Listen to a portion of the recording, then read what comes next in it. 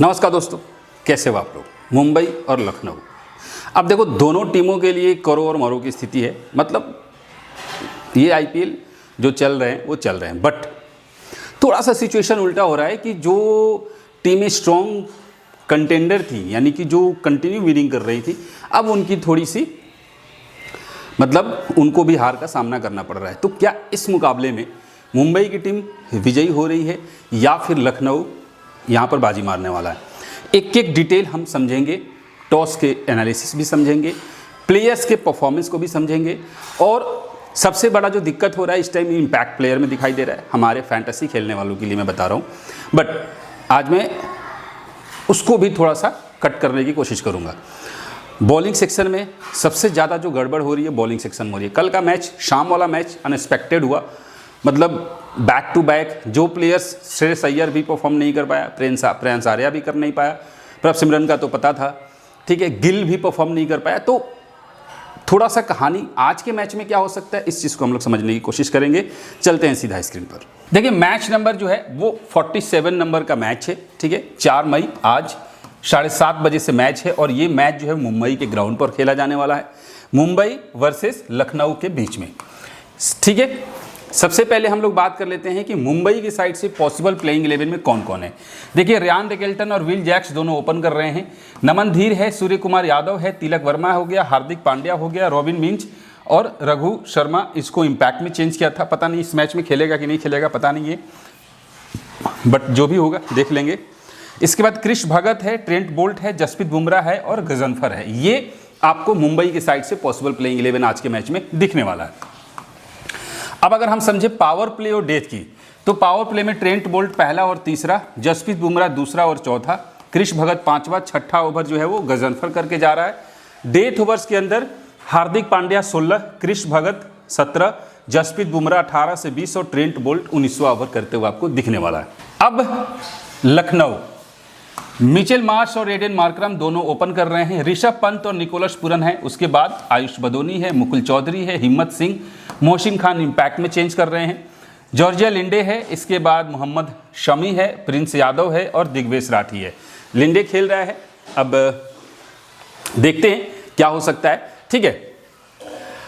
अब अगर हम यहां से बात करें पावर प्ले और डेथ की, तो पावर प्ले के अंदर मोहम्मद शमी पहला और तीसरा, मोहसिन खान दूसरा और चौथा, प्रिंस यादव पांचवा और दिग्वेश राठी छठा ओवर। वहीं पर डेथ ओवर्स में बात करें तो मोहसिन खान 16, दिग्वेश राठी 17, प्रिंस यादव 18 से 20 और मोहम्मद शमी जो है वो 19वां ओवर करते हुए आपको दिखाई देने वाला है। अब मुंबई के ग्राउंड पर अगर हम बात करें तो लास्ट मैच जो है वो यहाँ पर हैदराबाद ने चेस कर लिया था। मुंबई 243 रन बनाई थी और हैदराबाद 249 रन चेस किया था। मतलब कि आप समझ रहे हो चेजिंग पॉसिबल है, ठीक है। हालांकि उसके पहले जो मैच हुआ था 104 रन मुंबई इंडियंस चेज नहीं कर पाई थी, सीएसके 207 बनाई थी। उसके पहले मुंबई ने यहाँ पे 195 रन बनाए थे और पंजाब यहाँ पर 198 रन बनाई थी, चेस कर लिया था। अब आज का जो मैच है वो किस ग्राउंड पर होने वाला है, इसके ऊपर अगर हम बात करें तो देखिए आज का जो मैच है मोस्ट प्रोबेबली वो मैच है जहाँ पर मुंबई और पंजाब का मैच खेला गया था, ठीक है, जहाँ पर 6 विकेट पे 195 रन मुंबई इंडियंस ने बनाए थे। वहीं पर पंजाब ने 198 रन पर 3 विकेट खोकर ये रन जो है वो चेस कर लिया था, मैच जीती थी। तो क्या सेम सिनारियो होगा? लेकिन उससे पहले अगर हम एक चीज़ देखें कि लास्ट के 4 मैच को अगर ध्यान से देखा जाए तो स्पिनर्स को सेकेंड इनिंग में 2 से 4-5 विकेट जो है मिलते हुए हमें यहाँ पर दिख रहा है। फर्स्ट इनिंग में फास्टर्स को, सेकेंड इनिंग में स्पिनर्स को, लेकिन उससे पहले स्पिनर्स को भी यहाँ पर विकेट मिला है। दैट मीन्स कि यहाँ पर स्पिन डिपार्टमेंट को भी हेल्प है, फर्स्ट इनिंग हो या सेकेंड इनिंग हो। कई बार ऐसा होता है, देखो क्वालिटी स्पिनर्स जो होंगे वो विकेट लेके जाएंगे, ठीक है, तो विकेट यहाँ पर स्पिनर्स को मिल रहा है। अगर हम बात करें रन की तो देखो ओवरऑल जो रन होगा वो 175 से लेके 210 के आसपास में रन बनते हुए हमें दिख रहा है। फर्स्ट इनिंग में 4 से 8 विकेट फर्स्ट इनिंग में गिरते हुए दिखाई दे रहा है। अगर हम इस पिच की बात करें तो पिच की जो सिनेरियो है वो वही है।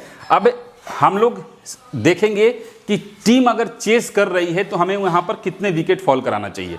देखो पंजाब ने चेस किया था तो 3 विकेट पर चेस किया और हैदराबाद ने चेस किया था तो 4 विकेट पर किया। इससे पहले मुंबई इंडियंस 224 रन चेस की थी, 4 विकेट पर की थी, और उसके पहले अगर देखा जाए तो 6 विकेट पर और 1 विकेट पर रन चेस हुआ था। तो कहीं ना कहीं चेजिंग में विकेट्स थोड़े से कम गिर रहे हैं, 2 से 4 विकेट पर रन चेजिंग की संभावना जो है वो दिखाई दे रही है। अब हम लोग थोड़ा सा इसको बैटिंग पैटर्न पर देखें कि फर्स्ट इनिंग के अगर बैटिंग पैटर्न को ध्यान से देखा जाए तो देखो आज भी ऐसा ही सिनारियो होगा कि सब लोग, मोस्ट प्रोबेबली सब लोग क्या करेंगे। देखो लास्ट मैच यहां पर 46 और 123 दोनों ओपनर अच्छे खेल के गए, उसके पहले एक ओपनर ने शतक लगाया, उसके पहले फिर एक ओपनर ने शतक लगाया। ठीक है, ये वो मैच है जहां पर इस आज का मैच होने जा रहा है। कौन सा? 13 नंबर का मैच। ठीक है, इसके पहले अगर हम ध्यान से देखें तो कई बार ऐसा हुआ है जब ओपनर्स जो है वो यहां पर बुरी तरीके से फ्लॉप होकर गए हुए हैं। ठीक है, अगर हम ध्यान से देखें तो ओपनर्स यहां पर फ्लॉप होकर गए हुए हैं, और अगर लास्ट के मैचेस को भी ध्यान से देखा जाए, सिर्फ लास्ट का मैच छोड़ दिया जाए तो उसके पहले भी ओपनर्स बुरी तरीके से फ्लॉप हुए हैं, एक ओपनर फ्लॉप हुआ है। लेकिन आप एक और चीज देखो कि यहां पर और भी जो मैचेज हैं ओपनर्स जा रहे हैं, तो क्या आज के मैच में चारों ओपनर दोनों साइड से ये परफॉर्म करेंगे? इसको हम लोग सबसे पहले डिकोड करना है। अगर हम उसके हिसाब से देखें तो देखो एडेन मार्कराम और मिचेल मार्श, लखनऊ टीम अगर बैटिंग फर्स्ट कर रही है, हालांकि टॉस के एनालिसिस के अकॉर्डिंग जो है वो मुंबई को टॉस जीतना चाहिए आज के मैच में, और अगर मुंबई टॉस जीतती है तो वो चेजिंग करने का फैसला ले सकती है ड्यू टू ड्यू फैक्टर। ठीक है, ड्यू फैक्टर की वजह से यहां पर चेजिंग के फैसला लिया सकता है। तो क्या होगा, फिर यहां पर आपको बैटिंग फर्स्ट करते हुए लखनऊ की टीम दिखाई देगी। अब सवाल यह उठता है कि अगर लखनऊ की टीम टॉस मतलब कि बैटिंग कर रही है तो फिर ट्रेंट बोल्ट और जसप्रीत बुमराह इन पर भारी पड़ेंगे या फिर ये लोग उन पर भारी पड़ेंगे? क्योंकि देखो यही होगा ना, अगर बुमराह को और ट्रेंट बोल्ट को विकेट नहीं मिलता है दैट मीन्स कि एडेन मार्करम और मिचेल मार्श बहुत अच्छा खेल के जाएंगे। हालांकि इन दोनों की एनर्जी आज उतनी बढ़िया दिखाई दे नहीं रही है, तो उसके अकॉर्डिंग हम लोग पैटर्न को समझेंगे। अब देखो पैटर्न हमारे सामने क्या कहता है कि यहां पर ओपनर्स भी जल्दी आउट होकर गए हुए हैं।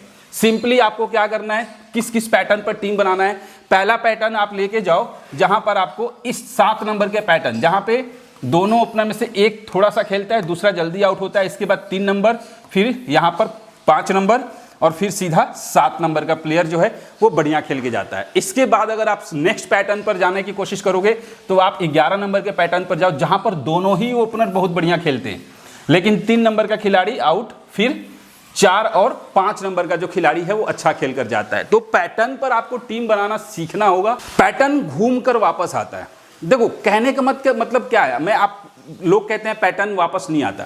देखो गाइस मतलब साफ है, मैच जब शुरू होता है तो पावर प्ले में 2 ही बैट्समैन आते हैं, 3 नहीं आते, और बॉलिंग भी पावर प्ले में करने वाले एक एक करके आते हैं, एक ही बार में 2-2 बॉलर नहीं आते।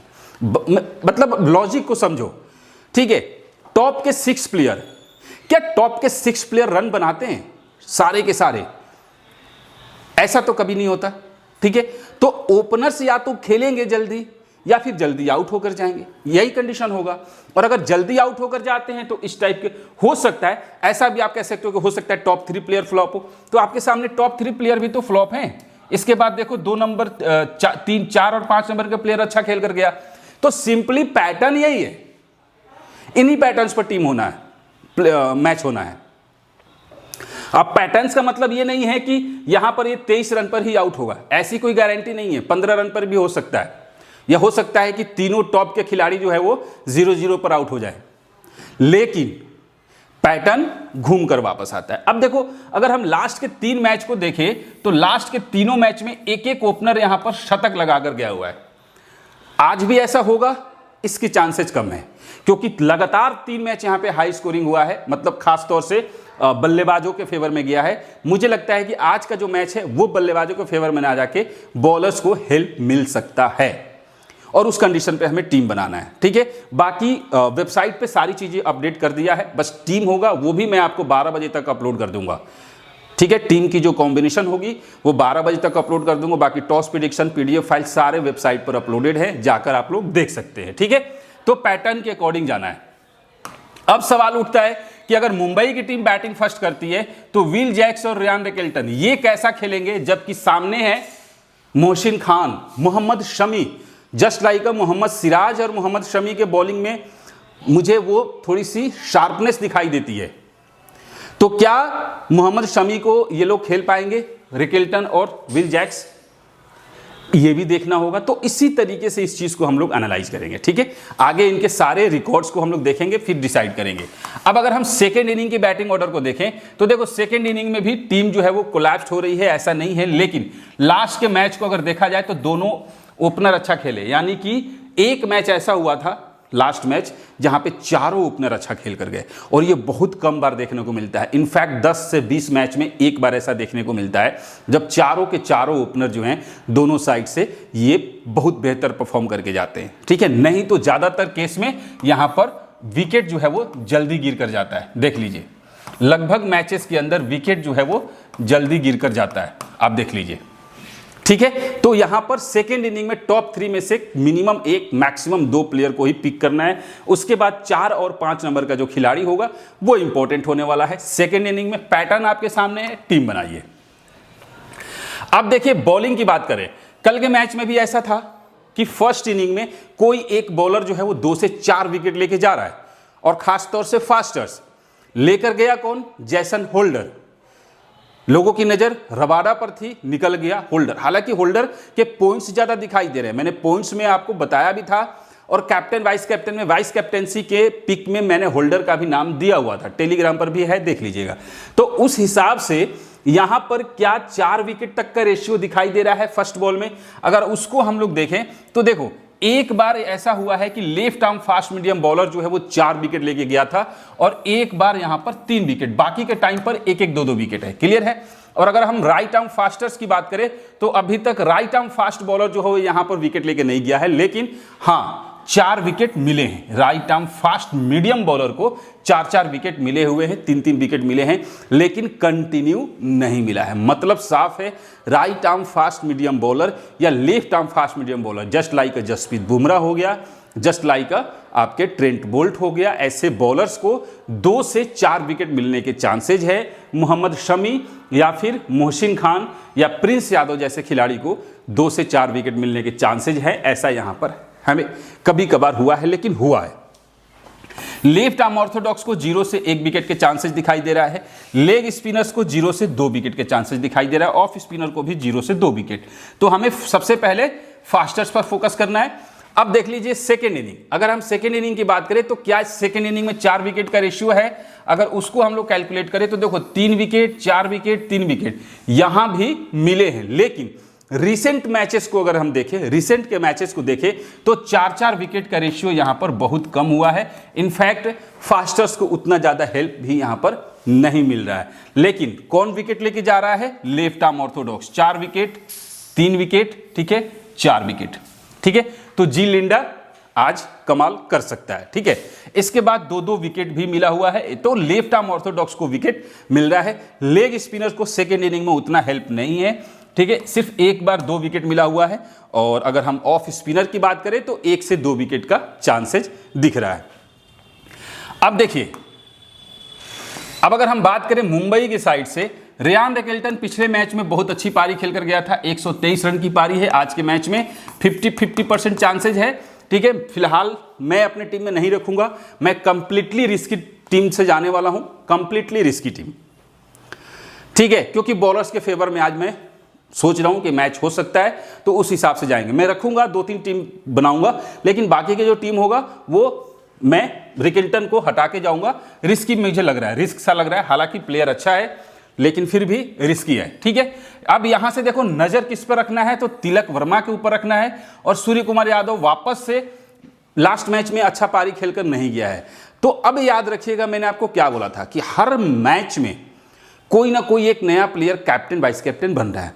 कोई जरूरी नहीं होता है कि हर मैच में शुभमन गिल, साई सुदर्शन ही कैप्टन बने, हर मैच में विराट कोहली ही कैप्टन बने, लेकिन हर मैच में एक अलग बन रहा है। अब सोचना यह है कि अब मुंबई की साइड से कौन कौन ऐसा है जो कि अभी तक कैप्टन नहीं बना है। उस केस में सबसे पहले नंबर पे अगर कोई है तो वह है सूर्य कुमार यादव, जो अभी तक कैप्टन नहीं बना, हार्दिक पांड्या जो अभी तक कैप्टन नहीं बना। तो ये जो 2 प्लेयर हैं, और तीसरा जो प्लेयर होगा वो आगे बताऊंगा बॉलिंग सेक्शन में। तो नजर किस पर रखना है? सूर्य कुमार यादव पर, तिलक वर्मा पर और हार्दिक पांड्या पर, ये तीनों प्लेयर इंपॉर्टेंट है। चौथा नमन धीर 50-50 चांसेज है, ठीक है। अब अगर बैटिंग ऑर्डर में बदलाव हुआ तो मैं कुछ नहीं कह सकता, लेकिन अगर सेम बैटिंग पे आए तो मैं बता रहा हूं, ठीक है। यहां पर विल जैक्स है, आपको एवरेज पारी खेल के जा सकता है, हालांकि कुछ खास नहीं दिख रहा है। अच्छा, एक और चीज है, इससे पहले जो मैच हुआ था उसमें विल जैक्स भी जल्दी आउट होकर गया था, रिकेल्टन भी जल्दी आउट होकर गया था, उस मैच का ऐड नहीं हुआ है, ठीक है। अब देखिए, हम अगर बात करें ट्रेंट बोल्ट को, तो ट्रेंट बोल्ट आज के मैच में थोड़ा सा इंपॉर्टेंट लग रहा है। हार्दिक पांड्या भी इंपॉर्टेंट है, हालांकि 1 विकेट के चांसेस मुझे लग रहा है। बॉलिंग अगर मिल क्या गया, अगर अपने आप को करने देता है। हाँ, एक प्लेयर है जो हर मैच में 2-2 विकेट लेके जा रहा है, इसको हर लोग लेके जाने वाले हैं। आज के मैच में 0 से 2 विकेट है, हो सकता है 0 विकेट मिले या फिर 1 से 2 विकेट, इससे ज्यादा नहीं। जसप्रीत बुमराह की बात करें तो इंपॉर्टेंट होगा, ठीक है, इसको ध्यान रखिएगा। और अगर बाकी के प्लेयर में बात करें, अगर बाकी कोई खेलता है, लेकिन अब हम बात करें कि वो कौन सा प्लेयर है जो आज के मैच में ट्रम्प प्लेयर के तौर पे बाहर निकल सकता है, वो होगा क्रिश भगत। इसके ऊपर आप लोग नजर रखिएगा। अगर ये खेलेगा तो 0 नहीं 1 से 3 विकेट के रेंज में आज ये जा सकता है, ठीक है। ट्रम्प प्लेयर के तौर पे हम लोग यूज कर सकते हैं। अब देखिए, लखनऊ के साइड से अगर हम बात करें तो मिचेल मार्श लास्ट मैच में 2 रन पे आउट हुआ, उसके पहले ऋषभ पंत जो है वो 42 रन बना के गया है। और मिचेल मार्श और एडन मार्करम, इन दोनों के ऊपर नजर रखिएगा। अगर खेल गए तो दोनों बहुत बढ़िया पारी खेल के जाएंगे, लेकिन थोड़ा सा ट्रेंट बोल्ट और बुमराह का जो है वो मुझे आज एनर्जी थोड़ी सी ठीक दिखाई दे रही। देखते हैं क्या होता है। आयुष बोधोनी इंपॉर्टेंट पिक हो सकता है बैटिंग सेक्शन से। निकोलस पुरन और मुकुल चौधरी, इन दोनों को रोटेशन कीजिएगा, आगे आपको समझाऊंगा। ये दोनों में से कोई एक प्लेयर आज अच्छा खेल सकता है, ठीक है। ऋषभ पंत बूम और बस्ट वाला खिलाड़ी है, या तो आर और पार वाला सिचुएशन। लखनऊ के साइड से मोहम्मद शमी इंपॉर्टेंट पिक होगा आज के मैच के लिए। प्रिंस यादव और आपके दिग्विजय सिंह राठी, ठीक है, इन दोनों प्लेयर को आप लोग रोटेशन में लेके जाइएगा। दिग्विजय सिंह राठी और प्रिंस यादव, इन दोनों को रोटेशन में। मोहसिन खान 0 से 2 विकेट के चांसेस दिखाई दे रहा है, इससे ज्यादा कुछ चांसेस नहीं है। हाँ, जॉर्जिया लिंडे, चूंकि लेफ्ट आर्म ऑर्थोडॉक्स को सेकेंड इनिंग में ज्यादा विकेट मिलता है, तो आप लोग लेके जा सकते हैं। अब यहां से देखते हैं कि Mitchell Marsh, Surya Kumar Yadav, Aiden Markram, Hardik Pandya और जसप्रीत बुमराह, ये 4 प्लेयर हैं। ये चारों के 5 प्लेयर हैं। इस 5 में से मिनिमम 2 मैक्सिमम 3 प्लेयर फ्लॉप होके जाएंगे। कल के मैच में मैंने बताया था कि शुभमन गिल, ठीक है, शुभमन गिल, एस सुदर्शन, ठीक है, और श्रेयस अय्यर, इन तीनों में से कम 1 फ्लॉप होगा, 2 ड्रीम टीम में आ सकता है, ठीक है। लेकिन हुआ क्या, शुभमन गिल भी फ्लॉप हुआ और श्रेयस अय्यर भी फ्लॉप हुआ। आया कौन, साई सुदर्शन, एक ही टीम में आया। अब सोचो, सब लोगों के टीम में ये तीनों प्लेयर थे, इसलिए गड़बड़ होती है। इसीलिए बता रहा हूं, यहां पर 5 प्लेयर हैं, इन 5 में से कम 2 को हटाइए या 3 को हटाइए। ज्यादा से ज्यादा 2 को रखना है, मतलब मिनिमम 2 को रखना है, मैक्सिमम 3 को रखना है, इससे ज्यादा नहीं। अब कंडीशन कैसे होगा, जैसे हार्दिक पांड्या और जसप्रीत बुमराह, इन दोनों को रखिए, या फिर सूर्य कुमार यादव और जसप्रीत बुमराह, इन दोनों को रखिए, या फिर मिचेल मार्श और हार्दिक पांड्या, या फिर मिचेल मार्श और जसप्रीत बुमराह, या फिर मिचेल मार्श, सूर्य कुमार यादव और जसप्रीत बुमराह। ये कंडीशन में आप लोग लेके जा सकते हो। या रोटेशन कैसे करोगे, सूर्य कुमार यादव, एडन मार्करम और बुमराह, यानी कि तीनों सेक्शन से एक एक खिलाड़ी को पिक कर लिया। अब यहां पर देखें तो यहां पर देखिए, ध्यान से समझिएगा, मुकुल चौधरी है, रियान रिकेल्टन है, रॉबिन मिंज है, निकोलस पुरन है, ऋषभ पंत है। सबसे पहला रिकेल्टन की बात करते हैं। ओपनिंग करने आएगा, हो सकता है कि पिच पर हल्की घास हो, स्विंग मोमेंट मिले, थोड़ी सी परेशान कर सकती है। पहला 4 ओवर जो है वो मुश्किल होगा बैटर्स के लिए। अगर ये 4 ओवर सर्वाइव कर गया तब तो ठीक है, नहीं तो 4 ओवर 5 ओवर के अंदर इसके विकेट गिर सकते हैं। उस केस में आपको क्या करना है, निकोलस पुरन और रिकेल्टन, इन दोनों को एक दूसरे के साथ रोटेशन करना है। एक टीम में रिकेल्टन, एक टीम में निकोलस पुरन, ठीक है। ऋषभ पंत को मुकुल चौधरी के साथ रोटेशन करना है। एक टीम में ऋषभ पंत, अगर ऋषभ पंत को नहीं रखना है तो मुकुल चौधरी को। क्लियर है, ये रोटेशन करके लेके जाइए।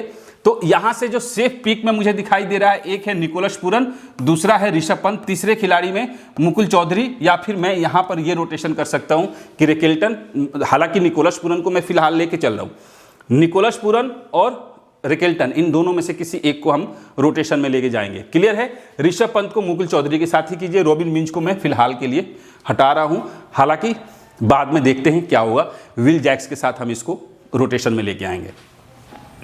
मिचेल मार्श और सूर्य कुमार यादव, अगर आप इन दोनों को लेके आ रहे हो, याद रखना, तो फिर आपको एडेन मार्करम, हार्दिक पांड्या और बुमराह, या तो इन तीनों को हटाओ टीम में से या तीनों में से किसी एक को ही रखो।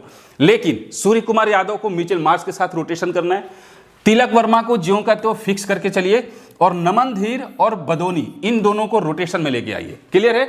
नमन धीर या बदोनी को रोटेशन में लेके आइए। और अगर आप ऋषभ पंत और निकोलस पूरन इन दोनों को हटा के आप मुकुल चौधरी और रिकेल्टन वाला कॉम्बो बनाते हो, उस केस में हिम्मत सिंह को आपको अपने टीम में लेके जाना है।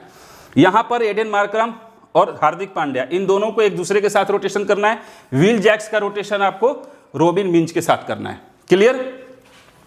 यहां से जसप्रीत बुमराह को हम लेके चल रहे हैं, मोहम्मद शमी को लेके चल रहे हैं, ट्रेंट बोल्ट को लेके चल रहे हैं। ये तीन खिलाड़ी है। अब देखो इनको रोटेशन कैसे करेंगे, चूंकि बॉलिंग सेक्शन में बहुत सारे प्लेयर हैं, तो ट्रेंट बोल्ट का रोटेशन आपको करना है किसके साथ? अल्लाह मोहम्मद गजनफर। ठीक है? इसके बाद आपको मोहसिन खान का रोटेशन किसके साथ करना है?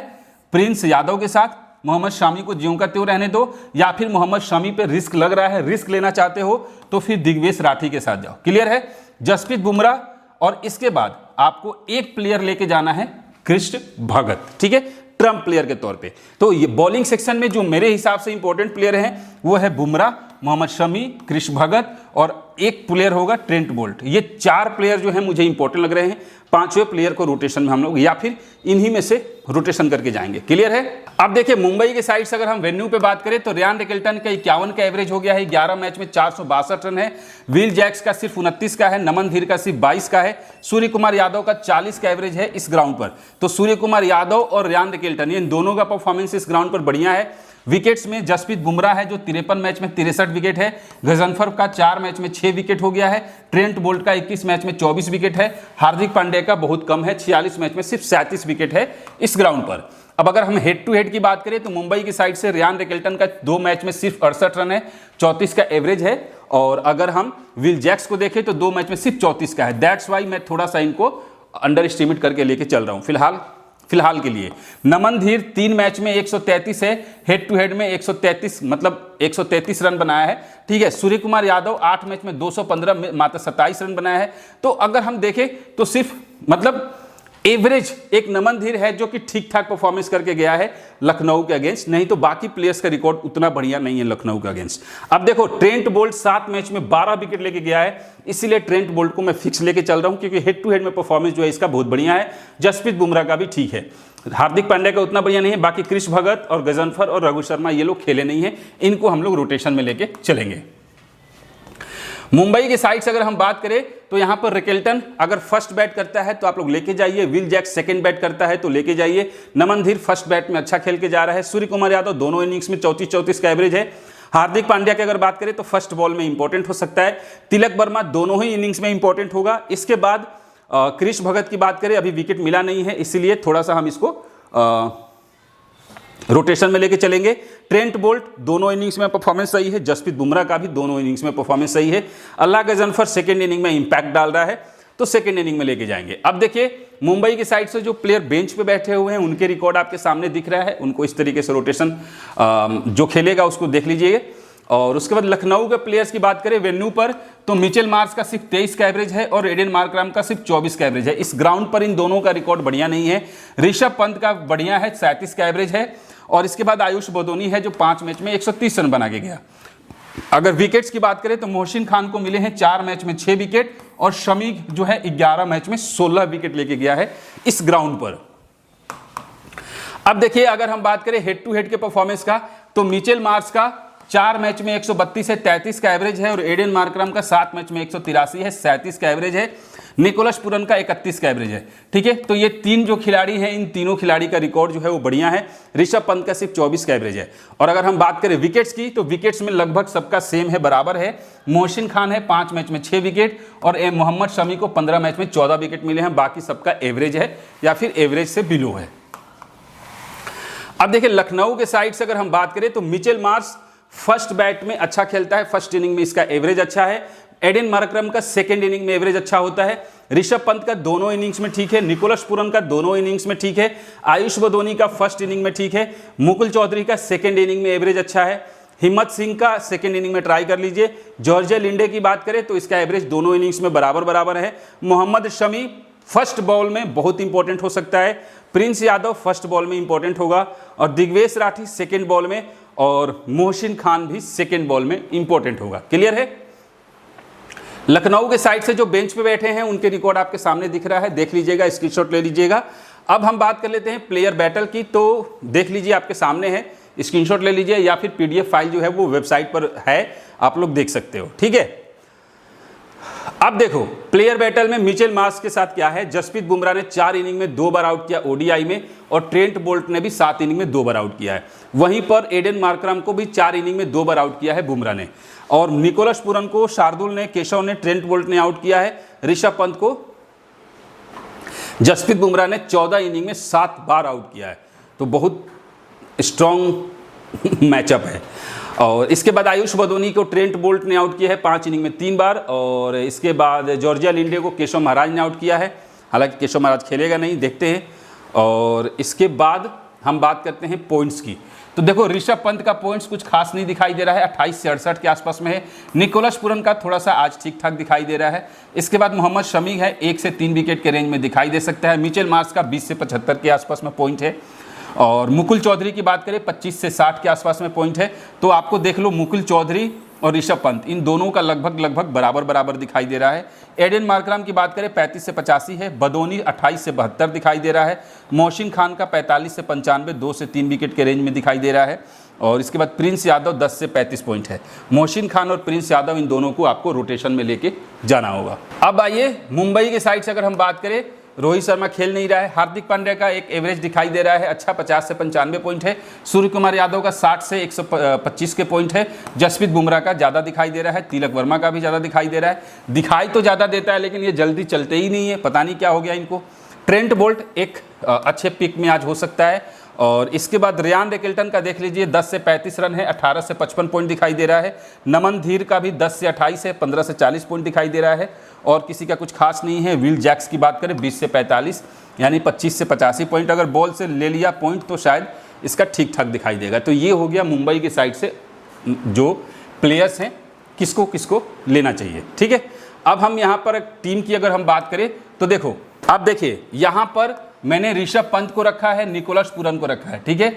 मैंने आपको बताया है किसको किसको कैसे कैसे रोटेट करना है। ठीक है। इसके बाद यहाँ पर हमने सूर्य कुमार यादव को रखा, तिलक वर्मा को रखा, आयुष बदोनी को रखा, हार्दिक पांड्या को रखा, जसप्रीत बुमराह, मोहम्मद शमी, प्रिंस यादव, ट्रेंट बोल्ट और कृष भगत। अब रोटेशन क्या करना होगा, ठीक है, आप चाहो तो ऋषभ पंत के जगह पर मुकुल चौधरी, ठीक है, इसको रोटेशन में लेके आइए। निकोलस पुरन के जगह पर रेकिल्टन को भी आप लेके जा सकते हो, हालांकि पहले ही बता दिया है, मतलब इस तरीके से आप रोटेशन करके जा सकते हो। ठीक है। आयुष बदोनी को आप मिचेल मार्श के साथ रोटेशन करके लेके जाइए, ठीक है, या फिर सूर्य कुमार यादव को उसके साथ लेके जाइए। यहाँ पे आप हिम्मत सिंह के साथ जा सकते हो। तिलक वर्मा को ज्यों का त्यों रहने दो। हार्दिक पांड्या को एडन मार्करम, ठीक है, और जसप्रीत बुमराह, ट्रेंट बोल्ट और मोहम्मद शमी, प्रिंस यादव। प्रिंस यादव को आपका रोटेशन किसके साथ करना है, मोहसिन खान के साथ, और मोहम्मद शमी का रोटेशन करना है आपको किसके साथ, दिग्वेश राठी के साथ। ठीक है। बाकी ये प्लेयर्स दिखाई दे रहे हैं। अगर आपको रिस्क लग रहा है तो ऋषभ पंत को हटाओ, निकोलस पुरन को हटा के रेकिल्टन को रखो, ऋषभ पंत के जगह पर यहाँ पर एडन मार्करम को लेके आओ या फिर यहाँ पर मुकुल चौधरी को लेके आओ। तो इसी तरीके से रोटेशन करना पड़ेगा, बिना रोटेशन का काम जो है वो बनने वाला है नहीं। ठीक है। हालांकि ऑलराउंडर सेक्शन में विल जैक्स है जो थोड़ा सा कंफ्यूज कर रहा है, चूंकि उसको बॉल भी मिल सकता है, ओवर भी डाल सकता है, इसलिए थोड़ा सा रिस्की लग रहा है। बट टॉस के बाद जो लाइनअप होता है, चेंजिंग तो ये लोग करते ही करते हैं, तो चेंजिंग के बाद थोड़ी सी जल्दी टीम बनाना होगा। टेलीग्राम से जुड़ के रहिए, टेलीग्राम पर सारा अपडेट भेजूंगा। टॉस के बाद CVC का कॉम्बो क्या हो सकता है, कौन कौन से प्लेयर जो है वो फिक्स हो सकते हैं। ठीक है। हर मैच में गलती नहीं हो सकती है, ऐसा नहीं है कि हर मैच कल का मैच अगर ख़राब गया तो आज का भी ख़राब जाएगा, ऐसा कुछ नहीं होगा। ठीक है। तो CBC का बेस्ट कॉम्बोज क्या हो सकता है, ठीक है, तो उसी तरीके से आपको रोटेशन में टीम जो है वो करना होगा। पिन कमेंट में लिंक दिया हुआ है टेलीग्राम का, ज्वाइन कीजिए। प्लस वेबसाइट पे आपको 20 टीम का कॉम्बिनेशन जो है वो मैं भेज दूंगा। तो मिलते हैं फिर नेक्स्ट वीडियो में, तब तक के लिए जय हिंद।